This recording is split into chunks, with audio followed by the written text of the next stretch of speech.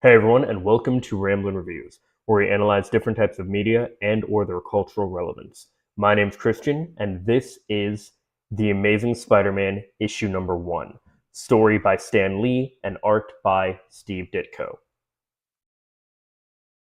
We open the story right after the end of Amazing Fantasy 15, where Peter is very angrily just throwing his costume on the ground and explaining how, basically kind of cursing himself out, saying how, if he didn't have these powers, if he didn't have any of this, his Uncle Ben would still be alive. We do have a little flashback here that kind of shows the events of Amazing Fantasy 15.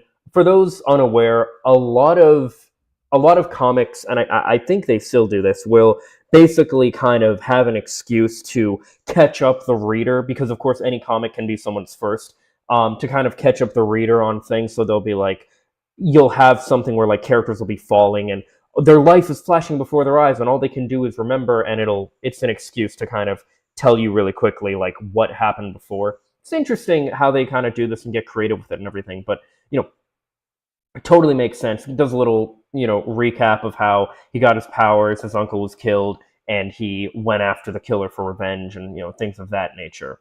We're not going to be spending too much time on these flashbacks for the most part because the yeah. Anyway, we'll do it when it's important. But in any case, so by the way, it isn't lost on me. I do want to mention that even if so, it's so funny because like the whole thing with Peter is he he feels guilty that he didn't like stop the guy, and if he blames his powers and all this stuff for this. But the reality is, even if he wasn't Spider-Man, if he never got his powers, the guy running from the cop still would have gotten away in time and still would have killed his uncle, because Peter didn't stop the cop from catching him. He just let the guy go. If Peter wasn't there, it wouldn't have made any difference. So I just want to point that out. That I find it interesting how the yeah. But in any case, Aunt May also is they're getting a visit from their landlord, who is demanding rent essentially, and she's like, oh please, just give me another extension. Let me get it to you in another week or so. And Peter's thinking the whole time, he's like, man, like we're struggling financially, we just lost Uncle Ben, like everything is just, this is horrible.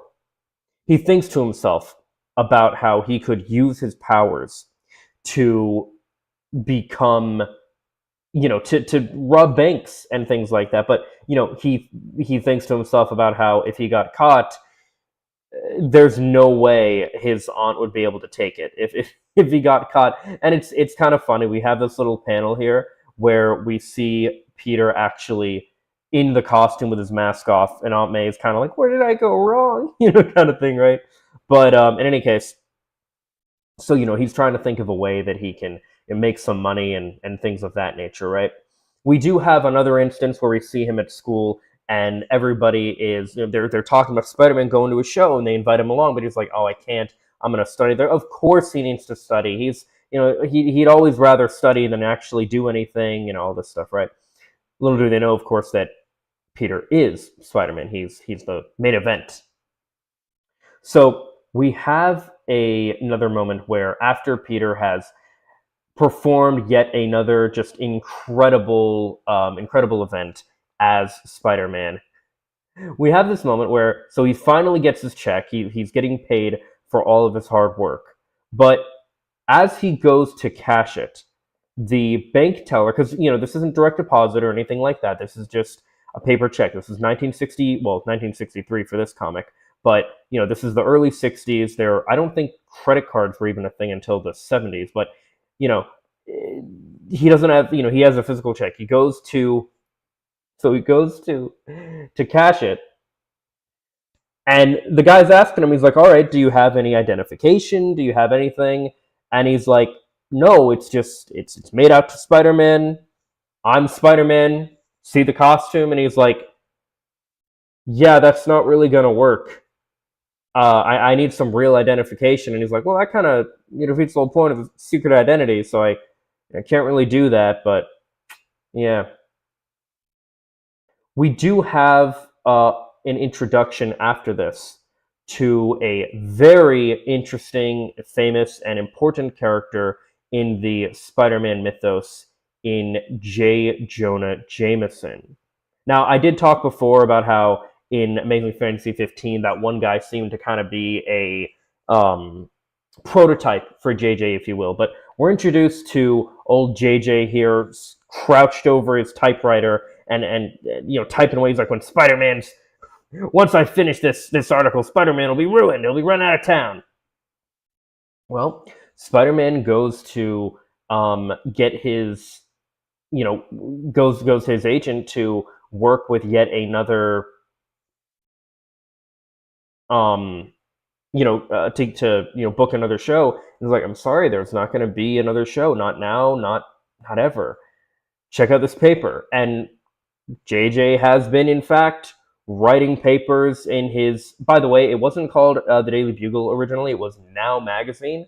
And he's been writing papers. He's been giving lectures at town halls, all kind of different things. He's doing the whole, he's a horrible influence to children and everything. And and he also says, well, they really need to be looking up to a real hero like my son, the astronaut. Like, come on, dude. Just absolutely wearing his biases on his sleeve. But yeah, again, this is another example of that kind of pearl clutching type of character where people do this kind of thing all the time, where a lot of older people especially will not approve of people that younger people like, whether it be especially the entertainers, like, oh, they shouldn't be listening to that kind of music. They should be listening to this, or they should be looking up to this kind of person. That's a real hero. That's a real inspiration. And JJ's not doing anything different here with touting on about his son, John Jameson, the astronaut. And Peter's thinking to himself, he's reading the newspaper, he's seeing the news, he's all this stuff, and he's seeing that, yeah, his reputation is basically mud. He couldn't get money for the for his work that he's done already, and he can't get any more work because of how his reputation is just being absolutely destroyed here. And he even sees this point where Aunt May is going to a pawn shop to pawn off some jewelry so that they can make rent money. Now, of course, she doesn't want Peter to worry or anything. She's kind of hiding this from him. A lot of people will do, a lot of parents especially will do this kind of thing where, they want to hold it all together for their kids, which is very admirable, but clearly she's struggling. They're all struggling. In any case, Peter is, extremely upset and just thinking, like, I have to figure out some way to make money fast. I have to figure out something. The next day, Peter finds himself at the orbit flight of John Jameson. And one of the people even points out to him, he's like, oh, well, I bet Spider-Man couldn't even do anything like that. And Peter's like, yeah, I suppose so. I guess not. And I'm not entirely sure if this is meant to be him, kind of really doubting himself and thinking like, yeah, I suppose so. You're really right here. Or if he's saying like, all right, dude, like, I don't need to deal with this, kind of thing, right?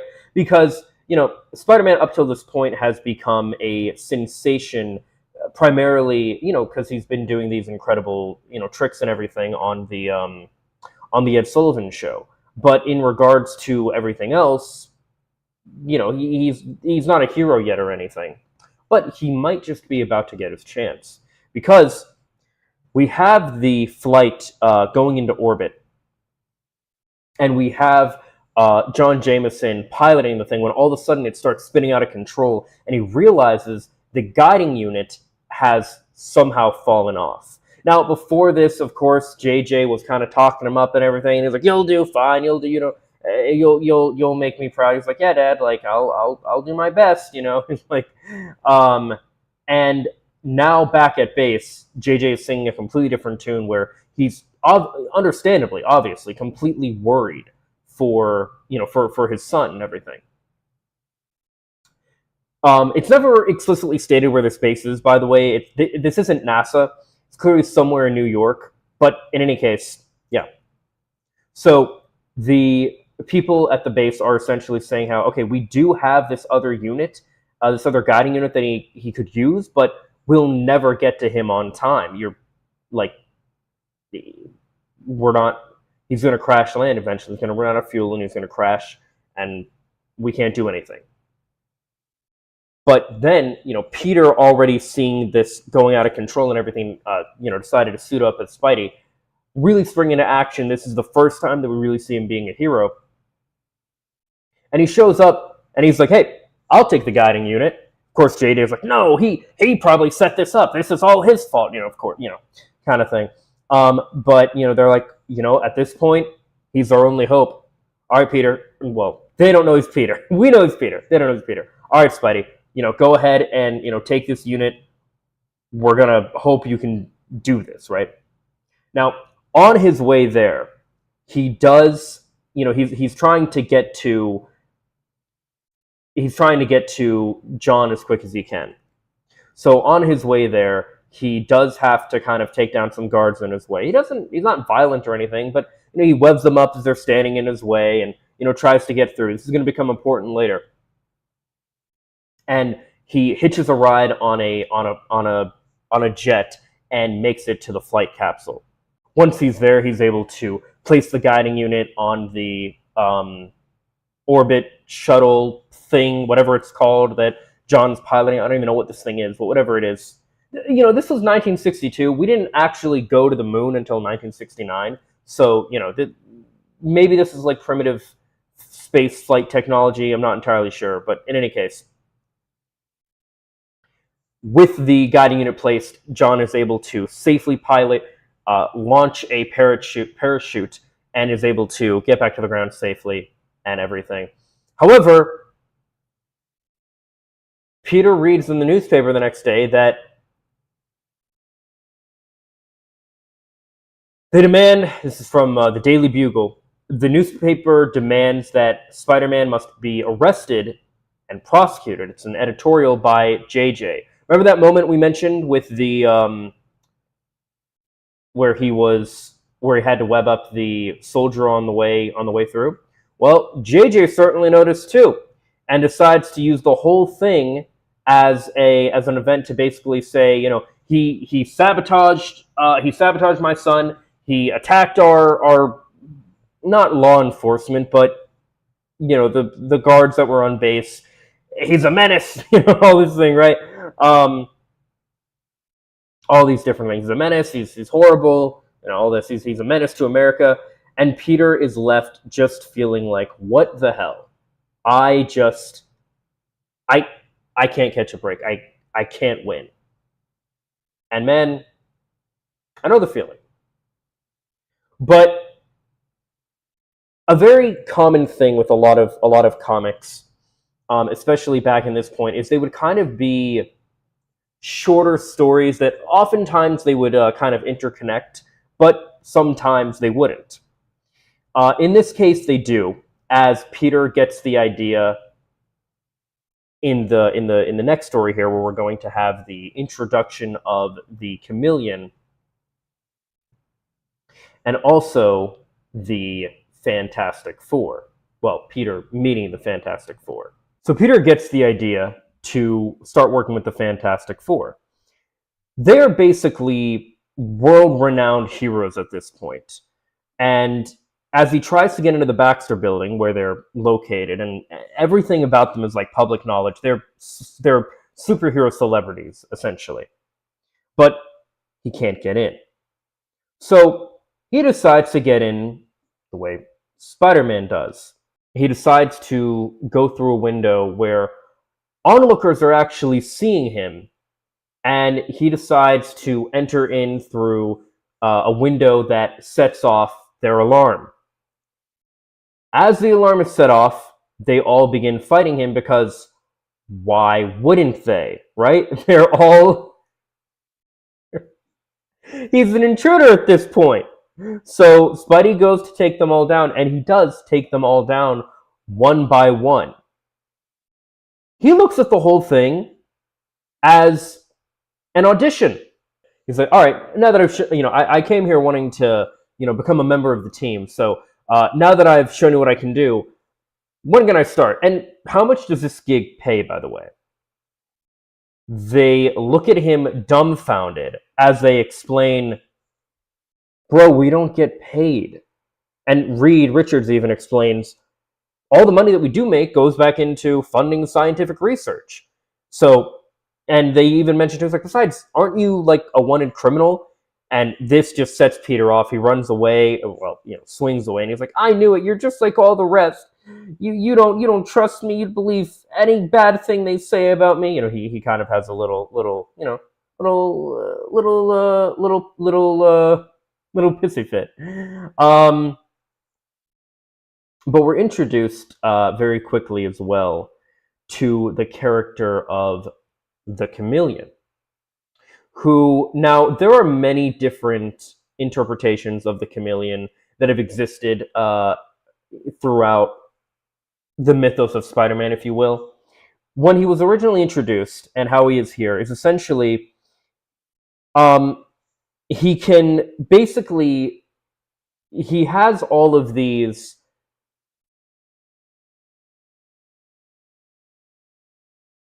props and different like ways to make himself just look like other people. There are adaptations where he uses, for example, a belt that makes him almost magically shapeshift into different people. There are all kind of different things. But in any case, what he decides to do is he realizes how terrible of a reputation Spider-Man has. He's like, hey, I can use this to my advantage. He's already got a bad rep. He can take the fall for for my crimes, if you will. So this is a point that I don't really like, that will come up a few times in the especially the earlier issues of Spider-Man here. But essentially, the Chameleon devises a device that basically sends out this signal that only spiders can hear. So with this device, it trips up Peter's spider sense, and only spiders can hear it.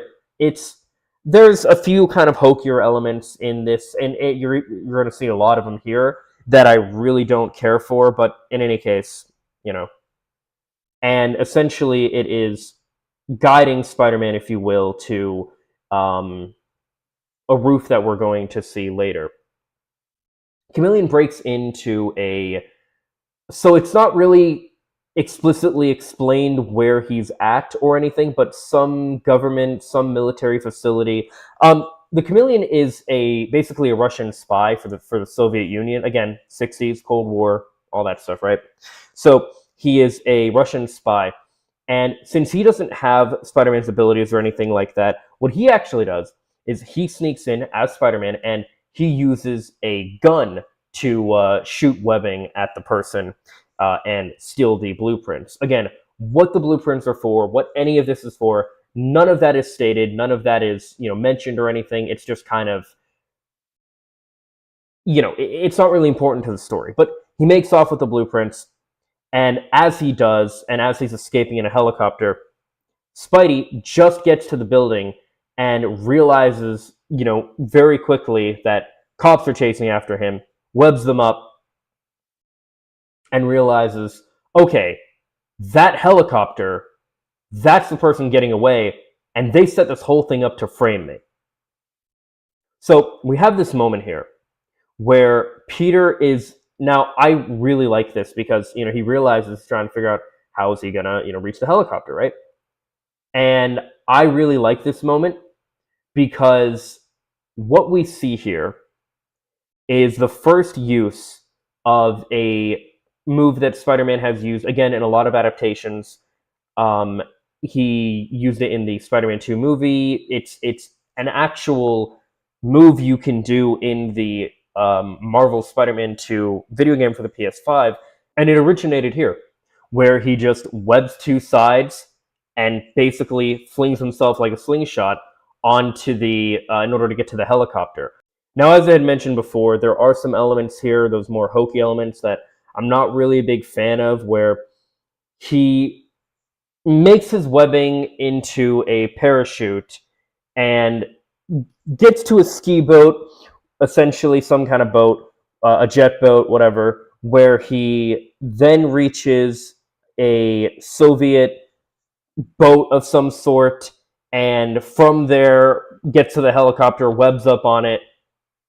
I'm fine with him getting to the helicopter, but you know, the webbing, the webbing thing, and the webbing parachute, not really a fan of. It's something he does a few times in the early comics. Don't really like webbing being used for anything other than, well, webbing. But that's me. That's a very personal thing. If I were to write this story, he would have just flung himself onto the copter, tear off the thing, and anyway, he brings the chameleon out and brings her to the cops. And again, we have a moment here where, man, I really don't care for this, because we see right here he's got him to the cops. It already should have ended here, but Chameleon throws a smoke pellet and gets away. And he uses his abilities, if you will, to make himself look like another one of the cops, which he puts over his Spider-Man his like fake Spider-Man costume, so it makes it even weirder. Then it gets even more contrived, because as they're all trying to find the real guy, he turns off the lights, as if that even changes anything. And it's this whole bit where basically, so using his spider sense, Spidey's able to find the chameleon here, and gets in a little fight with him while the cops are trying to pull him away. He's like, he's attacking our officer. He's like, no, this is him. This is the chameleon. And he ends up ripping off the fake cop costume over his fake Spider-Man costume, and Spidey kind of runs away. He's like, oh, of course you guys think I'm horrible, all this stuff, right? And in actuality, they find that it was the chameleon all along. But Spidey is all upset and depressed about the whole thing, like, oh man, I wish I never got these powers. So we have Peter running off all upset and once again basically cursing that he even has these powers in the first place. And we end with a moment on the Fantastic Four reflecting on their battle with Spider-Man and thinking, with him being as strong as he is, let's really hope that he can be a powerful ally at some point, because otherwise he's going to be a very dangerous enemy for us. And that is the end of The Amazing Spider-Man issue number 2. If Amazing Fantasy 15 did a great job introducing us to the character of Spider-Man, The Amazing Spider-Man issue number 2 did a great job introducing us to the world of Spider-Man. We got to see more of the characters a little bit. We got to see the struggles that Peter and his aunt are having because of Uncle Ben's death and everything. We got to see all these different things. We got to see him trying to work with other established superheroes, the Fantastic Four, and how it didn't work for him, how much his kind of reputation is tarnished just from the jump, and all of this. And this really kind of sets up that whole concept of Peter trying to do the right thing and still having that classic Parker luck where nothing just goes right for him. But